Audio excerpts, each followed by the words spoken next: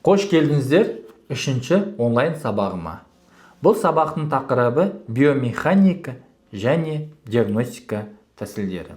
Көптеген медицина саласындағы қателіктерін көремін. Науқасты көріп, қарым-қатынас жасамауы. Сұрақтың жауабына көңіл толмауы. Нақты шешімдер мен қадамдардың айтпауы. Ауырған аймақты тауып 70% емдеп, және де ем бастаудың 30%-нен көрмегенін байқадым. 2018 жылы қыркүйек айында мен Астана қаласында центральный медицина реабилитациясына жұмысқа кірдім. Күнделікті жұмыс уақытымды пациенттерді қабылдаумен бастадым. Операциядан кейінгі, травма алған, ДСП балалар, ойы дұрыс емес психикалық больной, яғни науқастарды да көрдім. Осылардың барлығын көре мен жетістікке жетуімнің бір мақсатын түсіндім. Егер де сіз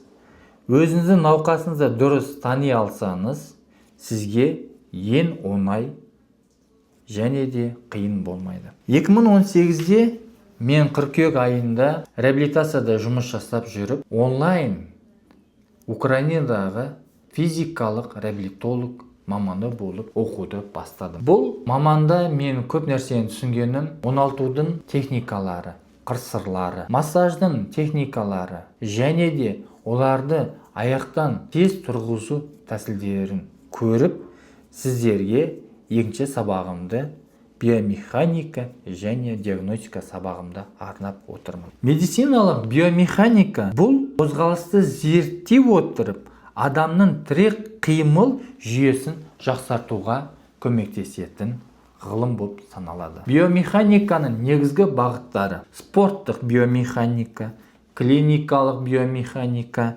реабилитациялық биомеханика және адам қозғалысының биомеханикасы болып жіктеледі.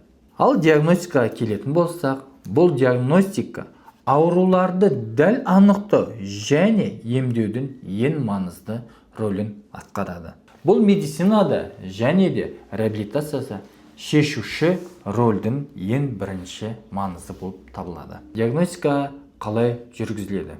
Диагностика біз жасағанымызда, біз бірінші адамның асимметрия басынан бастап аяғына дейін қарап шығамыз. Оның екі көзіне қараймыз, екі құлағына қараймыз, аузына қараймыз, мимикасына қараймыз, тіліне қараймыз, шығарыңыз деп. Тілі шығарғанызда, тілі егерде ал қызыл қолтынай тәрізді болатын болса, бұл асқазанның ауырғанын белгісі. Егерде тілі ойық, жара және сарғыш түсі болатын болса, яғни өттің застойы болып саналады. Төмен қарай кететін болсақ, екі иықтың деңгейін қараймыз. Егер екі иықтың деңгейі біреуі жоғарыда тұратын болса, сол жерде яғни басым ауырғанын көрініп тұрады. Одан кейін ішіне қараймыз. Іші қатты болатын болса, ол кісіде көбінесе запор болғаны. Оң жақ қабырға асты ауыратын болса, холециститтің қандай белгілері бар екенін анықтап айтып береміз. Аяқтарына қараймыз. Екі аяқтары бірге қосылған ба, алшақталған ба, соңына мән беретін боламыз. Және де бұл жүрісіне қарайтын диагностика жасаймыз. Егер пациентіңіз алдыға қарай жүргеніңізде қадамы қалай басылады, нық басыла ма, аяқтары дұрыс қойыла ма, соған мән беретін боламыз. Осының барлығы біз диагностика арқылы анықтап, пациенттердің жатқызғанда неврологиялық, оның грыжасы бар ма, протрузиясы бар ма, оны қалай анықтауға керек екенін мен үйрететін боламын. Бұл диагностикадан сіз биомеханиканың қозғалысын алдында айтқан тақырыптардың барлығын қамтып отырып, сіз нағыз массаж маманы болуға лайықтысыз. Осы сабақтардың барлығын қамтып отыра, мен сіздерге айтқым келеді. Егерде сіз өзіңізге сенімді болатын массаж маманы, остеопат, мануалды терапевт болғыңыз келетін болса, сіз пациенттерге нақты шешім беруді үйренуіңіз керек. Ал бұл сабақ сіздерге бастамасы. Енді мен сіздерге айтатыным, сіз массаж маманы болдыңыз. пальпацияны үйрендіңіз, диагностиканың қыр-сырларымен танысып жатырсыз. Енді сізге пациенттердің денсаулықтарын жақсарта отыра, пациенттердің сізге көптеген алғысын айтады, батасын береді.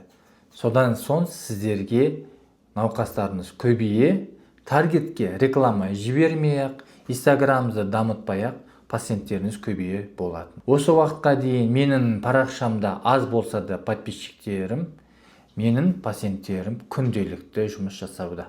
Пациенттерімнің нәтижесін алдағы уақытта тағы да көрсететін боламын. Мендегі отзывтарым бар, мендегі алғыстарым бар, менің видео сабақтарымдағы алғысымдарды сіздерге көрсетемін. Бұның барлығы менің 10 жылдық жинаған тәжірибемнің арқасы.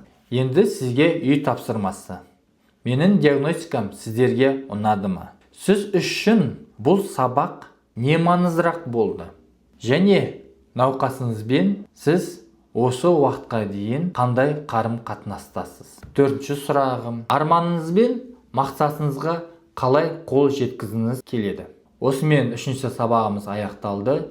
4-ші сабағымыз бұл балалар массажына арналады. Тыңдағандарыңызға рахмет.